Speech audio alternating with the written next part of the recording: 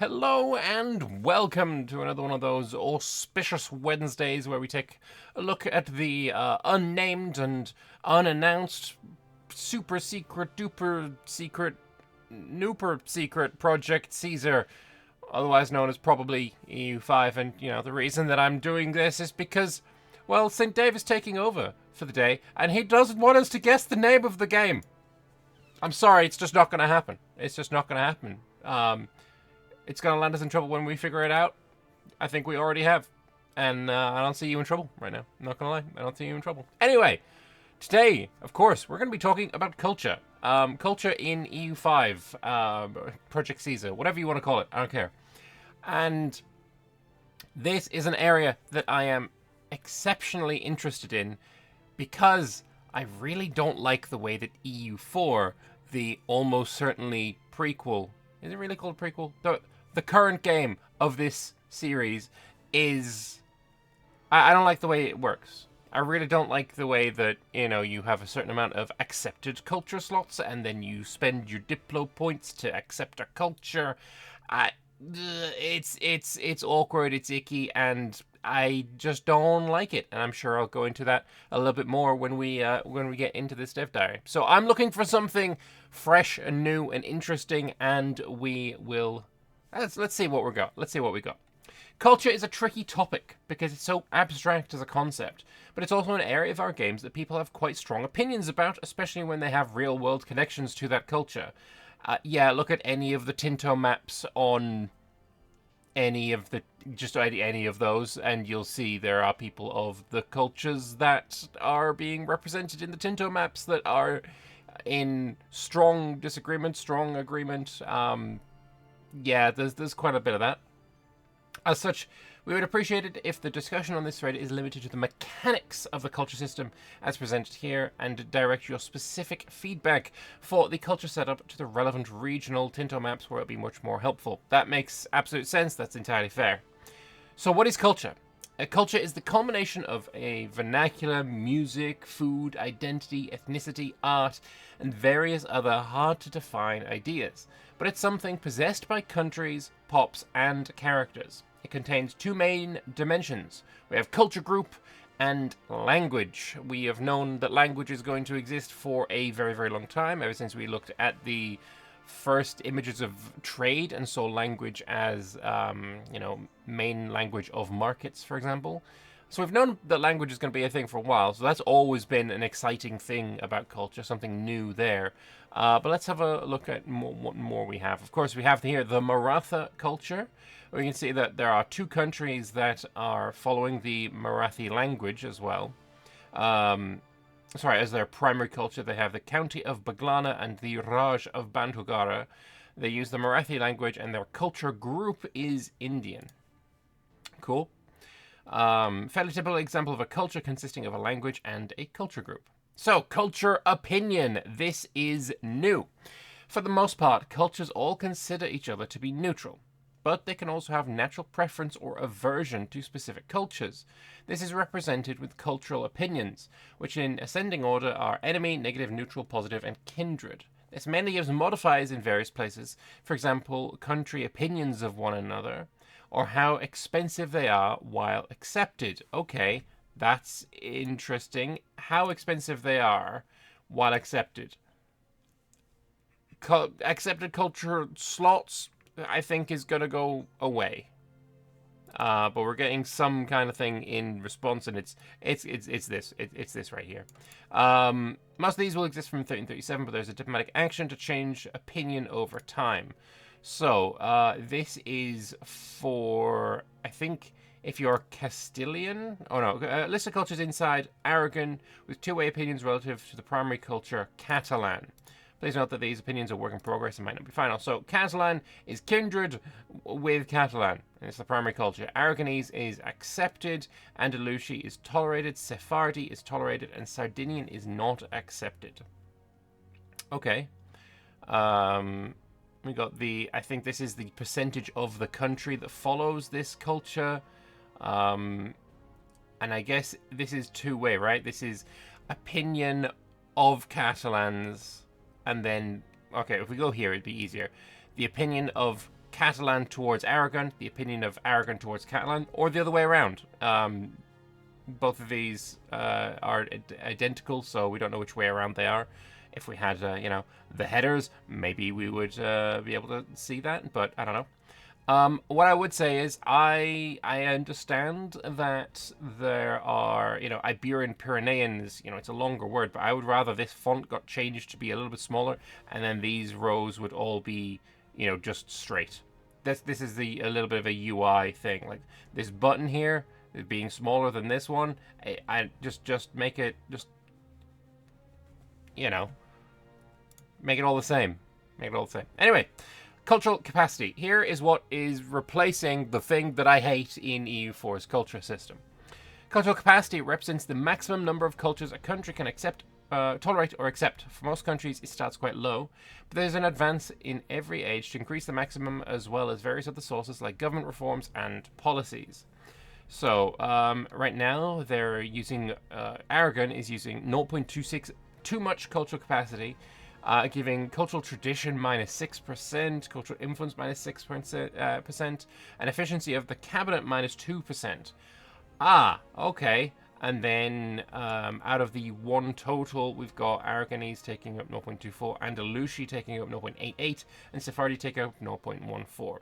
So Andalusi, despite being 12%, so half as much as Aragon, because it is neutral, and tolerated, is much more accepted. It's much more expensive than Aragonese, which is accepted and positive relations.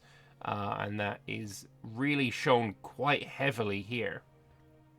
So if you have a large culture within your country that is has a low cultural opinion of you, it is going to be very, very expensive, cultural capacity-wise, to accept them. Each culture costs a different cultural capacity depending on relative size, opinions, culture groups, and languages. So the cultural cost of Andalusia here is... because of the population is higher, so it's going up a bit. One shared culture group, so you can have multiple culture groups as well, it seems. Neutral cultural opinion is at 0, and then base tolerated culture is 1.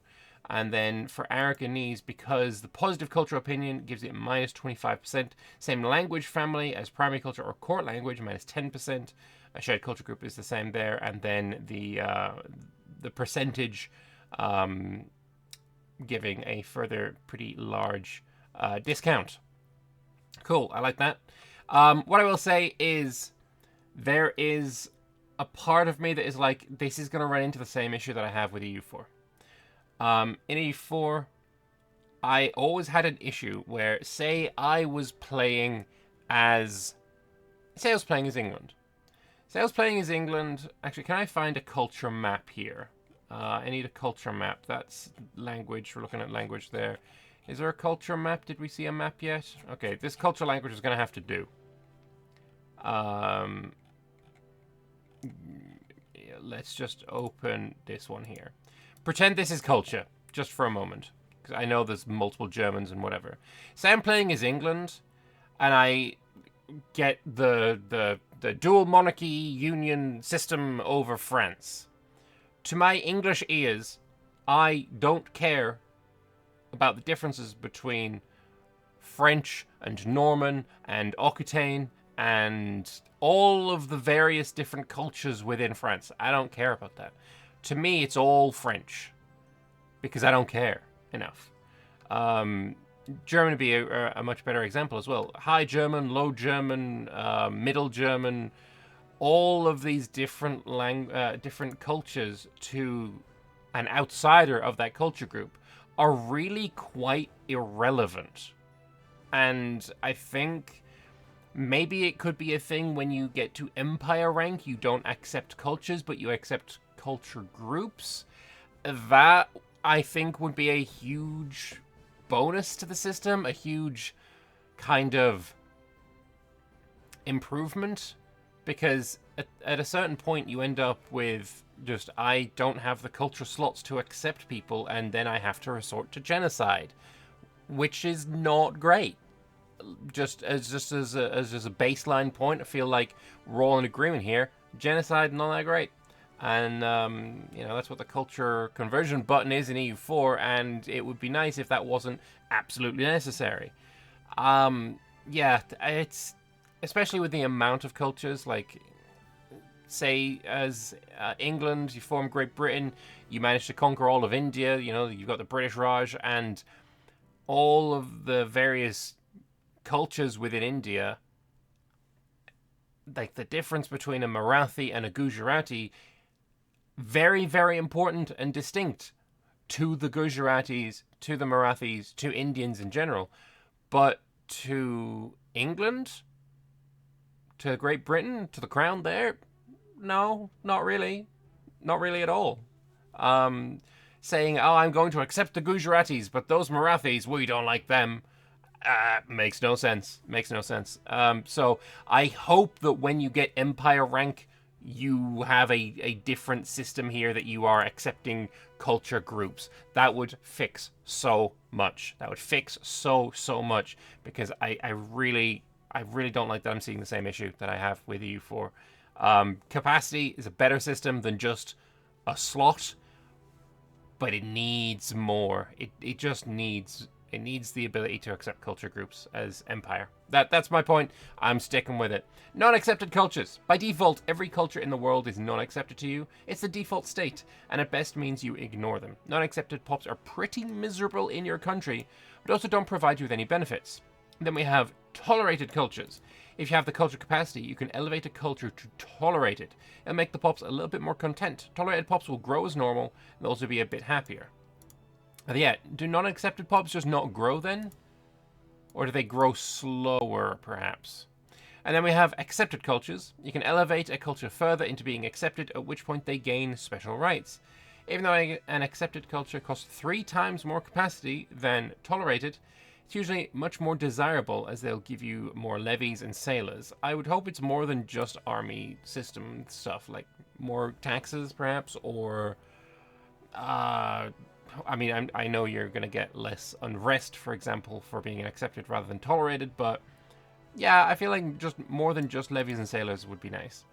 Accepted cultures also count towards whether you can core a province. Okay, that's a pretty big deal as well. And whether a colonial child will flip to your ownership. Countries whose primary culture is one of your accepted cultures will see you more favorably. However, accepted pops cannot be slaves. Oh no, the shock, the horror, it's a super big downside. You can't accept a culture with an enemy culture opinion. It's interesting they didn't show any examples of that, right? We showed this for Aragon, but neutral is literally the worst one we have here. What are an example of enemy cultures? Like, I don't know. I'm not going to make a Balkans joke. Let's move on. Primary culture. At the very top of the pyramid is primary culture, of which every country has exactly one. This is the principal culture of the apparatus of state, and it's favoured in many calculations. It's not necessarily the largest culture, and you can find several countries where a small elite of nobles or clergy rule over the peasant masses belonging to different cultures. Okay, we have a couple of examples spring to mind here. The Sultanate of Delhi and Great Yuan. Great Yuan is not Mongolian culture. I can't remember exactly what the culture is. But then they rule over just a ton of Chinese cultures. And then Delhi, of course, is, Delhi-ish culture. I actually don't know. But then there's a bunch of other, lots and lots of other Indian cultures within that group, within that country. Primary culture is an important gate to a lot of gameplay content, such as advances. Of course, we have unique advances based on primary culture, unit types, government reforms, and so on. It's impossible to list it all here, but just know the primary culture you have can affect many parts of the game. Cool. Love that. Love that. Make a bit of difference depending on my primary culture. I like it. You can swap your primary culture with an accepted culture if it fulfills the requirements, such as if it becomes the dominant culture in your country or if it is the culture of your ruler. There's also a game rule for it to be the same culture group. I like that. I think I'll probably end up using this in my multiplayer games because I generally really dislike seeing people flipping cultures, just do formables and all of that nonsense. It doesn't do anything for me. I don't like it. So Yeah, I probably will use this quite a lot. Language. Attached to cultures is the language system, which is spread across 3 tiers: dialect, language, and language family. Okay, that's really cool. That is really cool that we're getting 3 different, like, levels of it. Of the 3, language is the most important, where most of the gameplay takes place. So let's have a look at language families. It is the largest subdivision. Many languages belong to a language family, but not all of them. For example, Arabic belonging to Semitic. The Indo-European family is split up into its subgroups like Germanic and Romance because otherwise it's simply too large. Languages like Basque are isolated and do not exist in a language family. That's cool. I like that. This mostly offers a small opinion bonus and also slightly minimizes costs for things like cultural acceptance and market attraction. Very nice. I like that a lot. Opinion boost minimizes costs for things like cultural acceptance, market attraction, maybe other things as well. But yeah, I think that's really cool. I like this a lot. I like this very a lot. Note this is work in progress. Things like Iranic and Indic languages have not yet been set up. So, okay, let's have a look at this. Greek looks like it's on its own, or this is just part of the thing that hasn't yet. This is like Iranic, not been set up yet. So I guess they're just either they're being made Greek for the time being, or Greek hasn't been set up yet either. We've got Semitic languages here, including all of the Arabic, Romance, Germanic. We've got Uralic in Hungary, Finland, and parts of Russia as well, Estonia. And then we have Celtic. Very cool. I like this a lot. Turkic language there as well. I like that system. I like that system a lot. On to a language proper, though. Every single culture has a single language which represents the most common vernacular among its people. Languages are often larger groups that are comparable to an EU4 culture group in size. If anyone here has played that game, I wonder if anyone. It's real small little game that no one's ever played. For example, Iceland or Sweden all use variants of the Scandinavian language, while everyone from Vienna to Hamburg will use variants of the German language. Languages have language power, which is impacted by many sources, such as which countries use it as a court language, common language, and liturgical language. It's represented as a percentage of the most powerful language in the world, and impacts the intensity of the bonuses you get from it. So, here we have Spanish language. It is in the Romance family. It is 30% as powerful as the strongest language in the world, which I have no idea what that would be. Would that maybe be Chinese right now? I imagine Chinese is probably the strongest language. We'll probably get a language map that we'll have a look at. Spanish language is used by the Aragonese, Castilian, Asturleonese, and Sephardi cultures. It's not the liturgical language, so the religious one. The language is used as court language by Castile and Navarra. So Navarra uses the Basque language, but as court language, it uses Spanish. Cool. And it is the market language for the Sevilla market. Cool. And here's the dominant language in each location it is shown. So, yeah, I feel like Chinese is definitely going to be the most dominant, or Arabic, I guess. The most dominant language in the game. So that 30% Spanish is probably 30% of Chinese. So it'd be interesting to see how fast you can follow history and make English the strongest language in the world, which it is today. That is certainly interesting. I like that a lot. I like that a lot, really. And there's a ton of Indian languages, and I imagine we can't see enough of Indonesia, but this is the area that has the most language diversity in the world, as far as I'm aware. So yeah, cool. Dialects now. I love this. I love this so much. To add diversity within a language, we have a system of dialects, though we aren't especially set on that nomenclature. I think it's fine. They represent vernaculars that in Project Caesar's time period broadly formed a dialectical continuum and are an effective way to differentiate them without weakening them by splitting them into full languages. Dialects are purely for flavor. I agree. And also, St. Dave, you spelled flavor correctly. Good job, buddy. They have no gameplay impact. Two dialects are considered identical for most purposes, such as opinion bonuses, and they share stats like language power. So, example, why bother having it at all? Well, it's usually, well, mostly, it is all entirely for character names, location names, and potentially other light flavor too. That's enough. That is perfectly enough. Both Leonese and Castilian are considered the same Spanish language and share the same language power, but they may have different character names, location names, and potentially other light flavor too. I like that. I think that is awesome to just add a mechanic that does nothing but flavor. Fine by me. Absolutely fine by me. So the dialects here, somewhat disappointing that we're not getting the north-south, split in England, but I guess that's fine. Like, I feel like it could fit as a dialect, or just circle, like, just have Birmingham just on its own as a different dialect, because let's be honest, we even find it difficult to understand them in England. Newcastle have its own dialect. It just, the West Country in general. Yeah, I mean, if you wanted to, you could probably put a lot of different dialects in here. But then here, looking at the dialects in Germany, we've got High German, Middle German, Low German, and Dutch is, I guess, is that a separate language? No, the Dutch speak German. Just straight up, they speak German right now. Interesting. Interesting. I wouldn't have expected that. But okay. And then if we have a look at the language family of Germanic, it goes into English, which goes into Scots, Hiberno-English, and English. Scandinavian, which is Swedish, Danish, Norwegian, Icelandic. German goes into Dutch, Low German, Middle German, High German, and Yiddish. And then Frisian is all on its lonesome. Okay, all right. I wonder if they will split as the game goes on and more languages would be developed, or more dialects would be developed.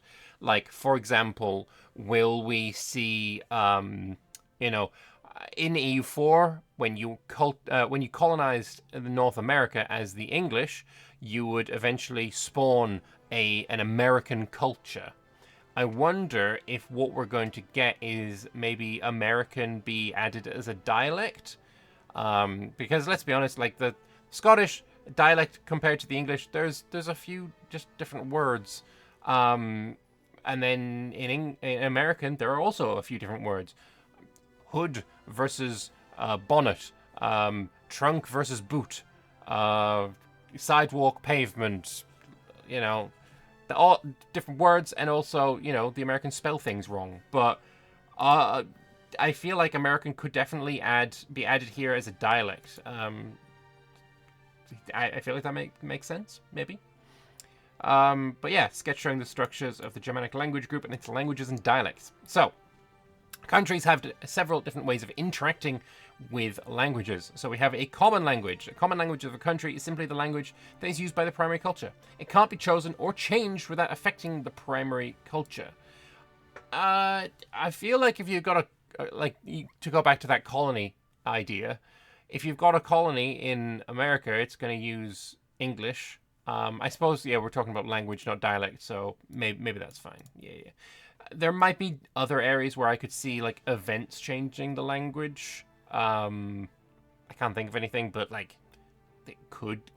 I feel like it is within the realms of possibility. We have the liturgical language. Every country has a liturgical language, which represents the language that the clergy use in their rituals and scriptures, and by extension what scholars use in their academic works. Some religions allow a country to choose whatever liturgical language they like. For example, Eastern Orthodox countries variously use languages like Greek or Church Slavonic, whereas Catholic and Islamic countries are forced to use Latin and Arabic respectively. I wonder if when Protestantism comes around, the liturgical language of, for example, England will change to English. Germany changes to German, that sort of way. I think that is probably pretty likely. In general, you want to adopt a liturgical language with high language power as it affects your research speed. Okay, that's interesting. And now we have market language, which, of course, we've known for a long time that was going to be a thing. Markets have a market language representing the lingua franca used between the merchants, which is based on the dominant language of the burghers in the market capital. The higher the market power, the higher its contribution to the language power. Locations will have a higher attraction towards markets that share their dominant language, and a slightly smaller bonus if they only share a language family. So, what I find very interesting here is Sweden, Finland, Estonia, despite having a different language, like, you know, this is the court language. Actually, this is I'm looking for, that's dialects. Their languages, Finnics and Scandinavians and Baltics, lots of West Slavic here. Their market language is German. All of this market is in German, which is, I find super, super interesting. And then we've got Italian and Cisalpine, which I didn't realize was split as well. That's interesting. Okay. Got Persian, got Arabic, lots of Greek there, Italian, Spanish, of course, English.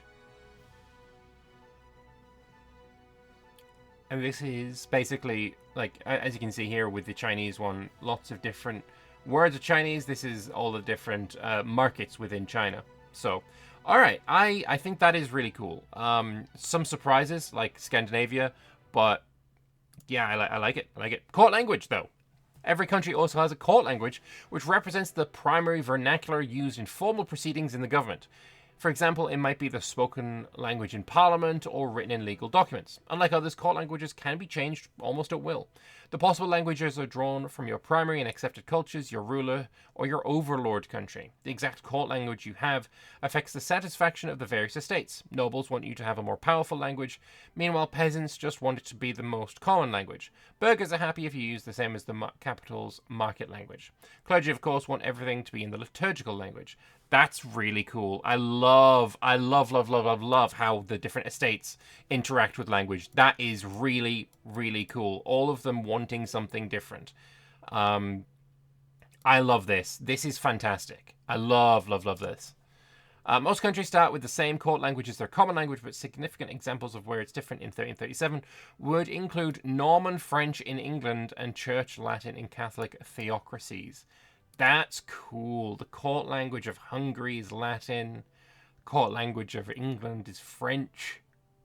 I think that is cool. And look at all of this, like, Latin in here. That's really, really cool. I love that so much. I love that so much. That's really, really cool. Culture group is a set of cultures that have some sort of shared identity towards each other. Culture groups are usually independent of language and current diplomacy, but rather represent a more geographic or genealogical connection that is difficult to represent without abstraction. A good example would be the British culture group. The diverse cultures of Great Britain have 3 different languages across several different countries, and yet they're still united by their shared history and cultural influence that transcends the borders. That is very utopic way of thinking about it. But we have English Northumbrian represent. I think that's probably the most accurate for me, at least. Scots, Welsh, Cornish, Highland, Norse Gael, and Anglo-Irish. We have not seen Northumbrian on the map. Unless... we didn't see a map of just culture, did we? Did we see a map of just culture? I'm gonna... Is this culture? No, it's language. Did we see a map of just culture? Because that's court language, that's market language, liturgical language, dialect. This is the dominant language. This is the language family. We did not see a map of just culture. So I wonder, is this confirmation of English being split into Northumbrian and, I don't know, I guess English in the south? Is this confirmation? Because we haven't yet got the Tinto map update for Great Britain and Ireland, right? We don't have the feedback thread yet. And right now, the culture of this lovely group of islands, it's islands with an S, It's all English. There is no Northumbrian here. Is this confirmation that Northumbrian is now going to be a thing? Are we that base? Are we that accepted as a thing? I am looking forward to the feedback thread for English, for the Great British Isles now. That's going to be amazing. Let's fucking go. Britannia is called home by many people. Its prehistoric makeup disturbed by waves of migration from the Celtic tribes, the Roman Empire, the Germanic world, Ireland, and France. Physical separation from the continent unites all the peoples of their isle. Should be isles, because there's a couple of them. Cool. I love this. I love this. I hope this is right. I hope this is right. In gameplay terms, culture groups give small opinion bonuses and make cultural acceptance a lot cheaper. Again, I hope that you will be able to accept just the culture group when you become an empire, or if making cultural acceptance a lot cheaper as an empire also makes it like a lot, you know, yeah, I just keep going back to it, but empire needs to accept culture groups rather than cultures. But also various pieces of content are gated by a culture group instead of culture. For example, your primary culture needs to be in the British culture group to form the Great Britain tag. The game rules can be set to also prevent you from changing your primary culture onto a different group. We saw that already. One change we made from EU4 is that cultures can belong to multiple different culture groups. Yo, that's really cool. Or if they're isolated enough, none at all. Okay, I think that's really cool. That's really cool. So Norse Gael here is a part of the Celtic, Scottish, British, and Scandinavian culture groups. So that's really cool. So, you know, you need to be in the British culture group to form Great Britain. I don't know what kind of formables you'll have for the Scottish culture group. Miss Scotland, I imagine. Celtic could probably be like a United Celtic tag, Ireland, for example, and then Scandinavian could be for North Sea Empire, or, I don't know, reform Sweden, forming a United Scandinavia tag, something like that.